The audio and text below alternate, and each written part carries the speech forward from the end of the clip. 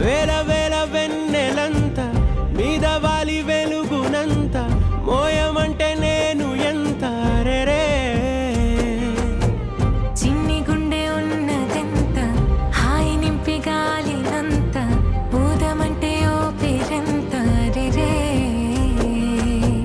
కళ్ళు రెండు పుస్తకాలు భాషలేని అక్షరాలు చూపులోనే అర్థమయ్యే అన్ని మాటలు